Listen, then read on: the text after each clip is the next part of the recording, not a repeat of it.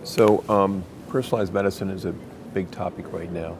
And at my university, our Department of Medicine has a whole new division around personalized medicine and developing evidence to do exactly that, which is to find ways to more selectively identify patients who have unique high risk factors that we're unaware of, currently not treating, but actually need to have some intervention.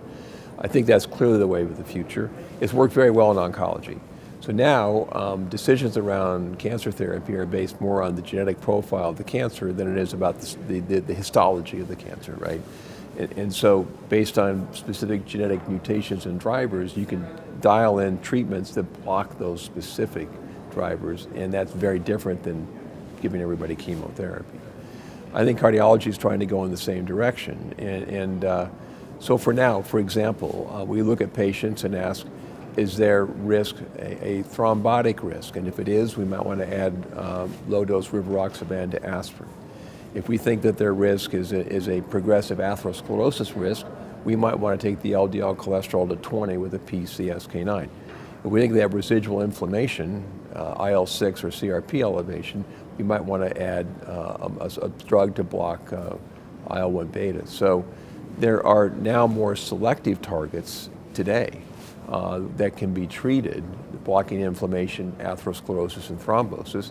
And I think that's the tip of the iceberg. So we have to continue to find unique pathways, and then we have to find drugs to block those.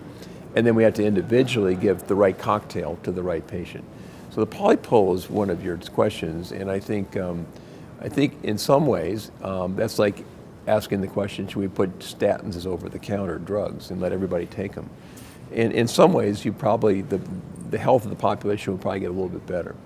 But a polypill is a fixed combination of aspirin and a statin and an ACE inhibitor and other things. And the problem with that is that's not personalized medicine.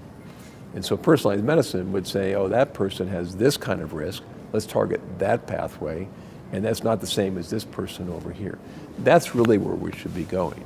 And I think that we have evidence today, even in today's sessions, of how that actually can work.